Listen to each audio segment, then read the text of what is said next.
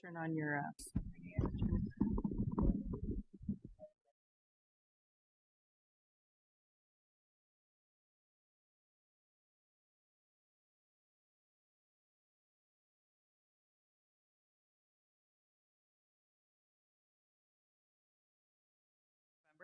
Today we're going to talk about some legislative topics, so I think I'll turn it over to Mr. Beek. You're going to turn over to me first, okay. and then we'll turn over to Mr. B. So this kind of kicks in motion everything getting ready leading up to the legislative session after the year turns over, which will also be shocking to us if we think November turning over was. And so just as a reminder to everybody, we work legislatively with a number of organizations that we're all attached to. And so today we're primarily going to focus on the draft copy of the ASBSD standing positions. Many groups do this. Our large school group does this, ASBSD does it, and some other organizations, the chamber will do it. And it's just so that we have kind of a foundational picture of what we think and feel about some basic issues that we know are likely to come up in legislation. That being said, we also know that specific bills will come up and they may be a perfect match to some of these positions, and then they may be a match, but then there's something else that has to be considered. So today we're just looking through the lens of what's proposed, and if we want to make any recommendations that then Mark as a delegate would carry back to ASBSD when they meet later this month as any formal requests for changes that we think need to be made. Then the second thing that we're going to do is just look over a draft copy of what we've put together for our district legislative priorities. And they're similar to last year, but we've added some updated language and some context, and so then we'll go through those second. And then just as a reminder to everybody and our public, that then what we do as the session starts is we have our web page where you can go and look at the specific bills, the descriptions, and then the position that we formally will take through board action on those bills. So that's the process we're going to do today. So Todd's going to walk us through the ASBSD positions, and we'll just kind of stop after each one. If anybody has any questions or comments, we'll be happy to discuss. Thanks. And this is a work session. We usually don't take actions at these, but if we're going to send anything into ASBSD, we have to do it by November 7th. So if we're going to make a suggestion to them, we do need an action because you have to tie your proposal to an action when you send it into them. So in front, everybody should have a ASBSD standing position. It's got page numbers on it. Then there's a ASBSD legislative resolutions. It doesn't have page numbers because everything is labeled A, B, C, D, 1, 2, 3, and so on. And then finally the legislative priorities, and we'll probably go in that order. I'm not going to talk about all of these. I'm going to try to keep it moving. If you see one in here that you want to talk about, stop me if I'm skipping over it and whatnot. But just so we can get through it, we'll just kind of move through, hopefully, fairly quickly. The standing positions usually are not changed much, and that the case is true here. They have three changes that I saw. The first one is on page 1. It's just a title change. It changes diversity and equity in education to equity in education. I don't really have any comment on that. I just wanted to point these out to you, any changes they make. On page 2, under investment in education, there's a one-sentence add there. There is no impoverishment of public education. That is not eventually an impoverishment of South Dakota. So that's their only addition to that. Not too controversial, I don't think. And then on page 6 is the other one. And that's under student achievement, and they want to add a sentence at the end, or it's close to the end, that says, public schools in South Dakota offer students multiple avenues to reach their potential success that is not measured strictly by assessments. So that doesn't seem overly controversial either. None of these others had any changes. So unless there's any board comment on any of these three changes or on any of the other positions, maybe we can move on to the resolutions if you would like. Anybody have any questions or comments or suggestions on that one? No? No? Okay. Okay, so the next one, they don't have page numbers. They have each one of these is has a number and an alphabetical reference associated with it. So I'll kind of go that way. And like I said, I'm probably not gonna talk about some of these that have no changes or anything like that. And so first one that is new is it's on page 2, but it's A4, where they're actually deleting.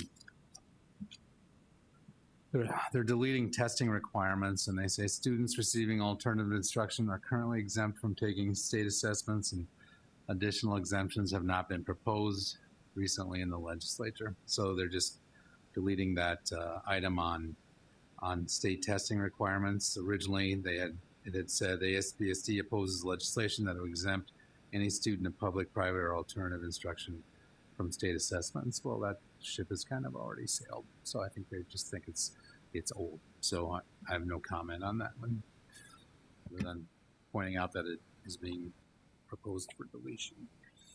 I'm going to comment on that one. Or did you have a comment you wanted to make? I was just wondering if this impacts like the Joe Foss program then. No, this would refer to homeschool students. Yep, our laws refer to it as alternative ed, and so that is confusing. I would want to know, I don't know if there was any conversation around this that's worthy of noting, but I just think it bears commenting on that this has led to kind of not being able to track homeschool students well. And so now as we see data coming out from the state, it's very inaccurate, and it's hard to know if students who are registered to homeschool are actually receiving an adequate education. We're fine with great homeschools, but what we're cautious of, and I think it's becoming more apparent as we get a few years out, that we're just simply losing track of some students. And so I can understand why this is deleted just because it passed, but I also think there is some attention being given to this. And so I would just ask that as you're having the ASBSD discussions, that people are thinking about what might we want to recommend to be put back in place as at least a checkpoint. And I don't know if it's an assessment or if it's a yearly registration or what that is. I know that's going to be a topic that is kind of getting tossed around, so just be aware of that. Not really need accountability right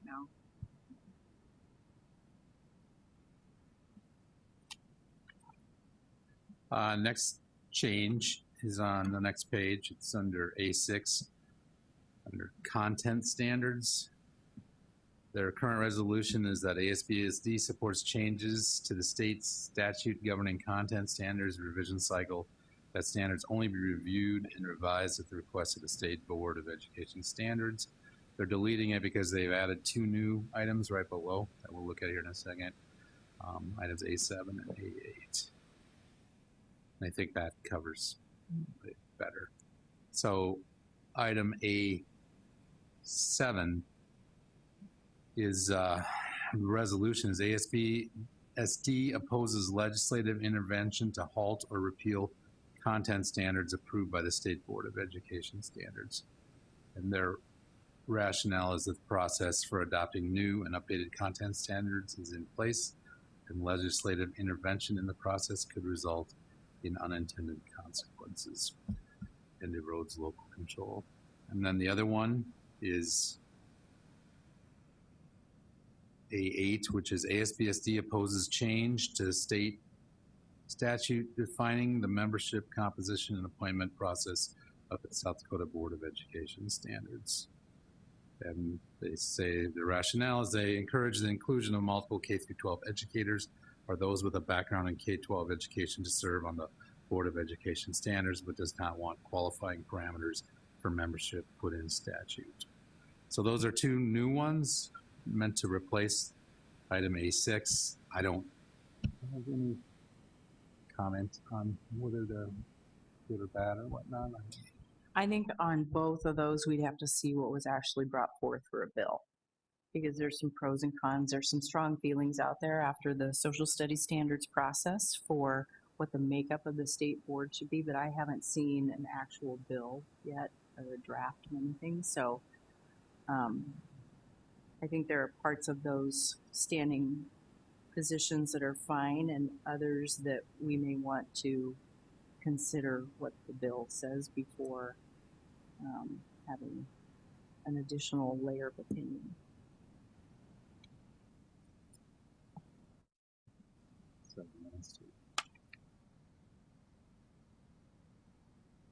Have to wait and see. Anything?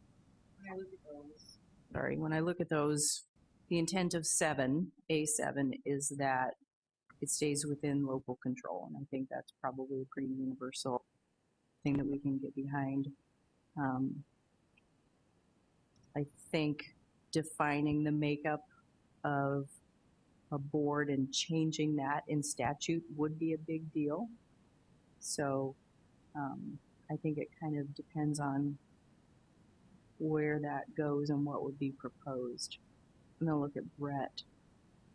Is there anything else that we would consider in light of what current statute says about membership and appointments and how big a deal it would be to change that?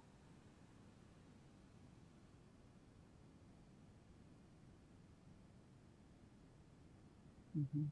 Every state is different. I mean, we've talked about that. Some states have elected and then hired, some are appointed, and some are appointed by a different body than what ours might be. So every state is a little different, but making a change would be big. Okay.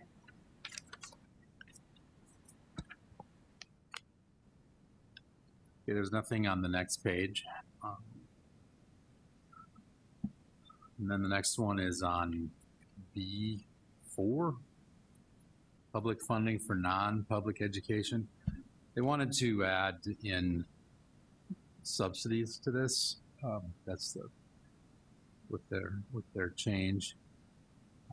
Their rationale is it's got a grammar issue. I guess I don't know if we need to go out there and correct their rationale, but if you read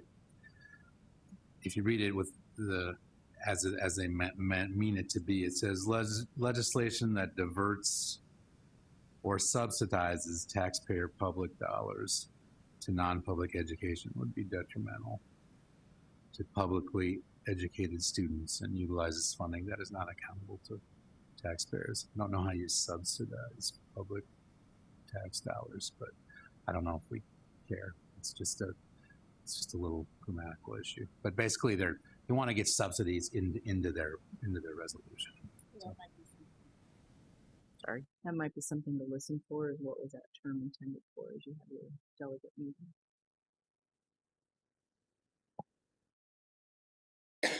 Other than that, I think it makes sense. 5 and 6 are the same. And the next one is on local governance. It's under B7. They have an amendment to decision-making authority and authority regarding transgender legislation. They wanted to read ASBSD supports the judgment, integrity, and local control of public school boards. For the school districts to act in the best interest of all students, and then so on and so on. And then when making, and then another new part, when making decisions on transgender matters that impact their local policies, facilities, and other procedures. So they just want to emphasize local control. Seems to make sense. Controversial. There's a proposed amendment on B8 as well, which is legal and financial protection for compliance with state law, and it's in their rationale. The resolution stays the same, and They want the rationale to read, public school districts respect the letter of the law and implement statutory requirements enacted by the legislature. Changing handed down to them to enacted by. So, yeah, just making it consistent. No big deal there, I don't think. The next change, actually it's not a change, just a comment by me on B11, school board and bond elections.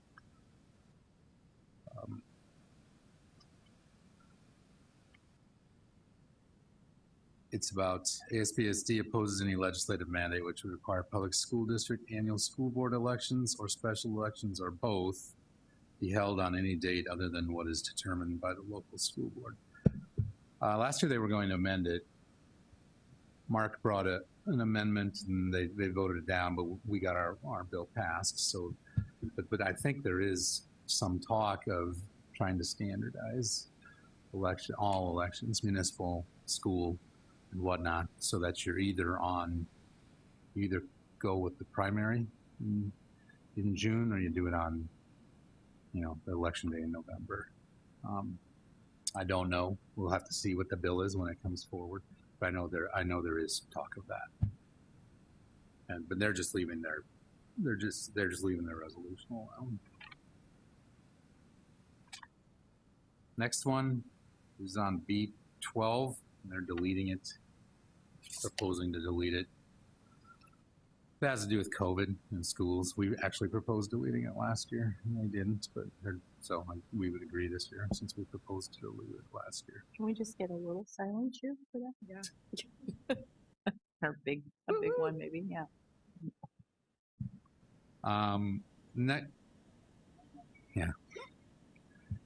So the next one with changes is a deletion. It's on B14. It's called State Operated Website for Notices or Meeting Information Posting. They want to delete their resolution, which is that it supports a website hosted and operated by the state of South Dakota on which local governments could post any required notices or meeting information. The reason for deletion is information posting requirements in state law have not been adapted towards this platform, and the additional responsibilities that come with posting on this website are onerous for school districts. What we actually have right now is we submit our minutes to our local paper, and we include another line along with them that says these are also posted on a website here, and that's run by the Newspaper Association. So in the past, this position tended to be more about if we do post online, we shouldn't have to pay for the cost of minutes, because newspaper readership is declining precipitously. I've seen the statistics on it, and it's declining a lot. But they're just getting away from it. So they're taking no position one way or the other anymore on that. Which I know if there was I shouldn't say I know. I know I do know this. If there was a bill in to take away the requirement that we have to submit our minutes to a newspaper, we would at least suggest to the board that we support that.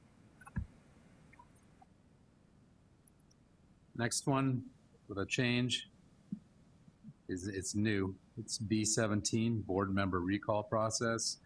It's real simple. ASBSD opposes legislation implementing a recall process for school board members. There was a bill in last year, I believe, that had that, and I'm sure this spurred it on. I know we opposed that bill, so we would probably support this. Is that what it was? I can't remember. Yeah, but there was one in there. We were not in favor of it, so this seems like a good idea to me, anyway. B18 also is new.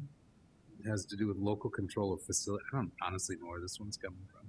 ASBSD supports the decision-making ability of local school boards to determine, based on state law and/or their local school board policies, the appropriate use of their facilities and the activities sponsored by the district. I don't know, Brett, do you know?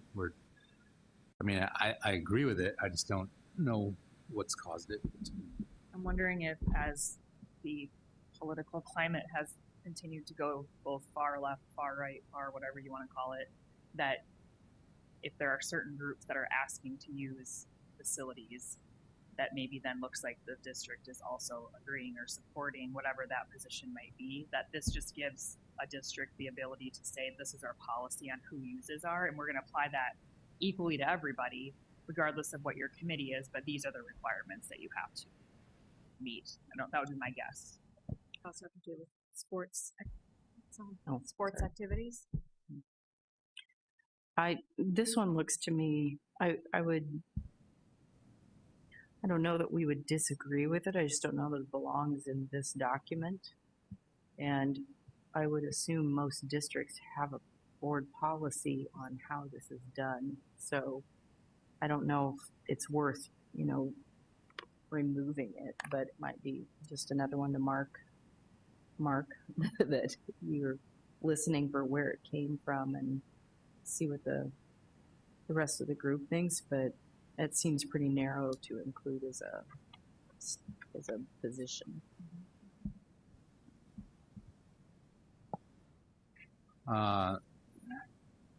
We got two new ones on the next page too, B19 and B20. B19 has to do with parent and guardian rights and responsibilities, and the resolution says ASBSD supports the engagement of parents and guardians in education and encourages collaboration between parents and schools, with the goal of supporting student learning, growth, and development, so long as it doesn't limit the authority of the school board or abridge or intrude upon the educational process. And I think our take on this would be, there's nothing wrong with that, certainly. If there's a bill about parental rights, we actually want to see what the bill says before we take a position on it. And then the next one is on school instructional library materials.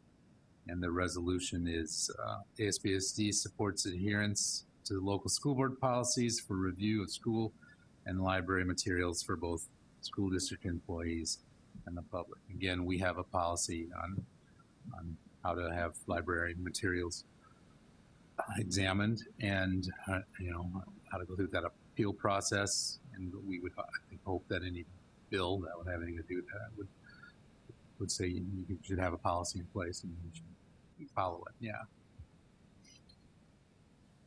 But no specific comments about either of these or suggested changes to that. Another new one is 21, nonpartisan school board elections. Again, this one, not exactly sure where it's coming from. Maybe Mark has a guess, I'm not sure. ASBSD supports the provision in statute maintaining the nonpartisanship of public school board elections. I think last election we saw overt party affiliations with school board candidates. So I'm not surprised to see this. I'd have to look and see what existing statute says about that. I think it references it, but doesn't. Last year, the big concern there was that when we wanted to go with the November election, that would cause that. Partisan. So yeah, that makes some sense to me.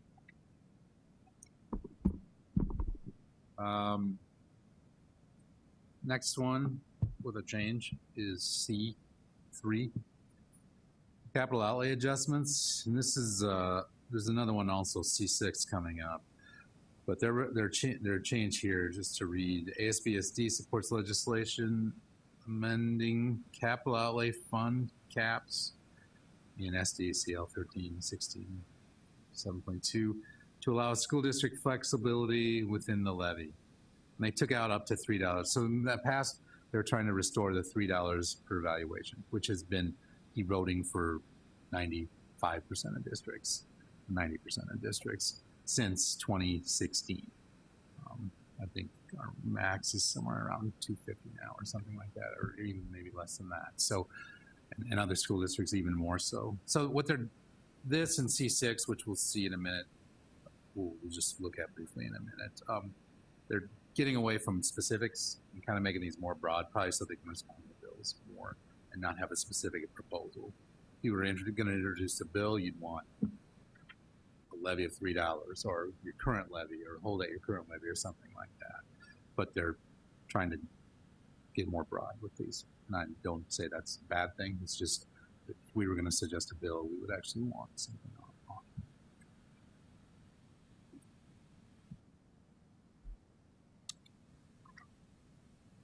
So C4 and C5, no changes there. So here's C6. There's no changes. This was one we tried to amend last year, or tried a substitute amendment on last year, and they took out the 3% or inflation, whichever is more, and then just went with a more broad. We think they should. We think they should fund what they can, because schools, so it's the exact same thing as we just saw in the last one. They're getting away from specific proposals. And just, you need money to have a high quality education, and they should provide for that and not specify what that is.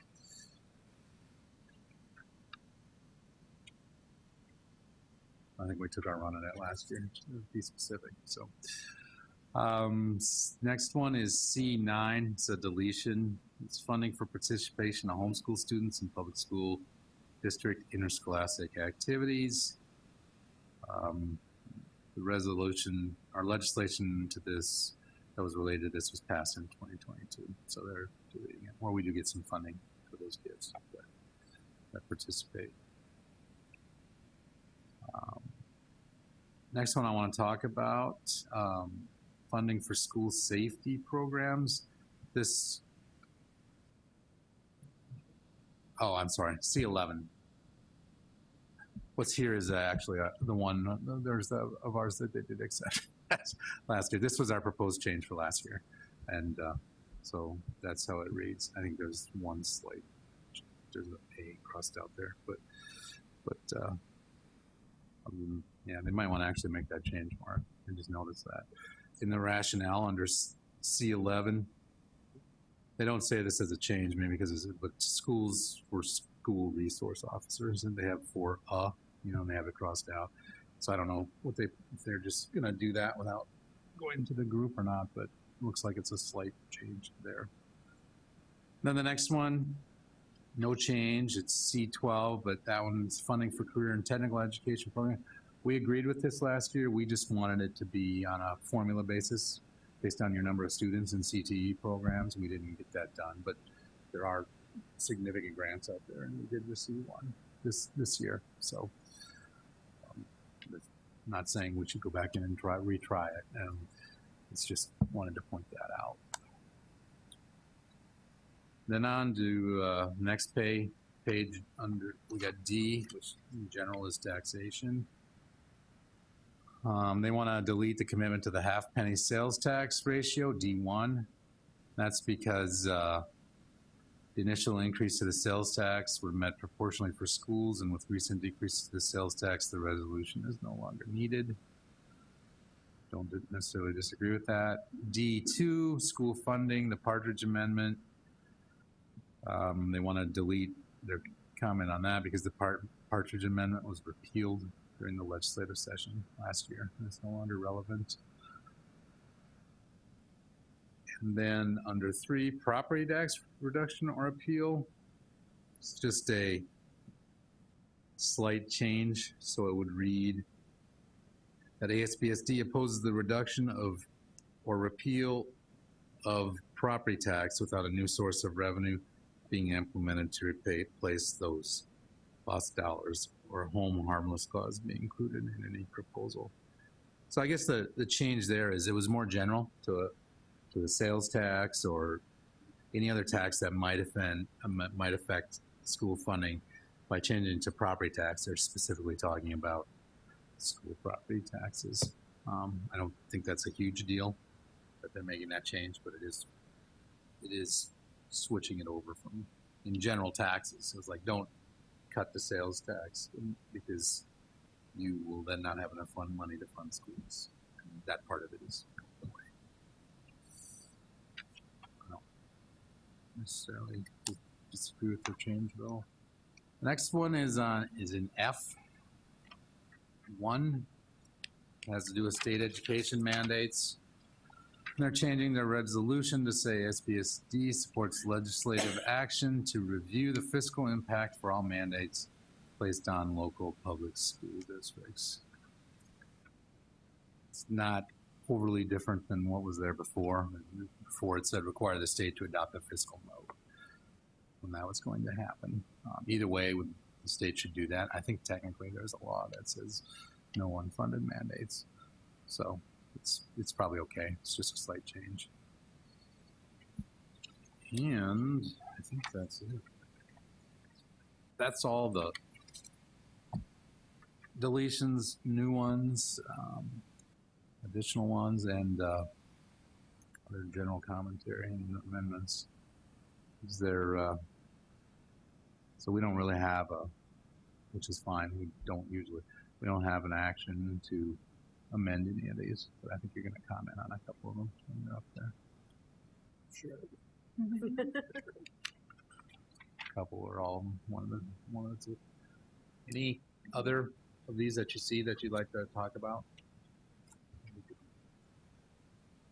And just a reminder that there's new leadership for the SBSD, which you all know. Doug Wormadal is there now rather than Wade Pogany. And so that's a new face associated with the process and the person who will be leading that at the Capitol. So just a reminder there. So the last thing we wanted to do is talk about the legislative priorities and then get your comments on that, and then we will bring them to the board next meeting for official approval. I'll give some context on these. So last year we had both of the things that are on the first page. We just kind of updated some of the language related to some of the things that we continue to deal with on both fronts. So we still have a position statement there about our priority of juvenile justice relates to funding for diversion. It relates to the process and what effective diversion is, and that we know there's continuing to be a demand, and that's not just in Sioux Falls, that's statewide, and that's something we heard loud and clear at large school group. And then along with that, I added a section below that under school safety and security and supports for significant behavioral and mental health needs. We know that those are continuing to grow again across the district, across the state, across the nation. And so I think those are things as we meet with our legislators, we talk about them. And then I think it's important to reflect those in these statements as well, because as we've talked about with them, that isn't just school district funding for those kinds of resources. That's DSS, that's other entities that receive funding to provide services, that's rural South Dakota, that's East and West River, that's kind of an everybody thing. And so I think that's important when other entities are advocating things that are primary supports for our students and families, that we're mindful of that. Then the other thing is just access. And we know that organizations, institutions, service providers have kind of continued to dwindle while the need continues to rise. And so I think that's something we have to continue to really push on, because we're going to need those resources for students, not just in the short term, but in the long term. So any comments or questions? If you have just wordsmithing things that you notice, this is just a draft, you can feel free to email me and we can make corrections or fix something if you don't like how it's worded. Anything on that? Okay, then the next section is on state aid. And Todd already alluded to that, just kind of some of the language that we had in there. Last year I added the phrase after that second paragraph, resources required to support student achievement must be made after ESSER funding sunsets this year, because that's happening now. And last year we were kind of saying, hey, you know, this is going to come, and now it's here. And then we also added in some information that we've been reviewing, because this was the year for the Teacher Compensation Review Board. And we put some context in there that we've also talked about. We've distributed that to people who are looking at that report. And that's important because of what that state aid amount ends up being, that percentage. And so when appropriations is looking at things, when people are looking at context, we want to make sure that we've kind of provided the feedback we think is relative on that data. And so if you look on the next page, what we really want to get to is that last paragraph where if we're going to be competitive for compensating the people who are in the classroom and working to support our children, we've got a long ways to go. And so while we've been increasing it, we've increased past what the state has given us to do so. And if we look at that private workforce percent of increase, that outpaces us. And as one of the largest employers in the state, as well as in Sioux Falls, we need to be able to compete.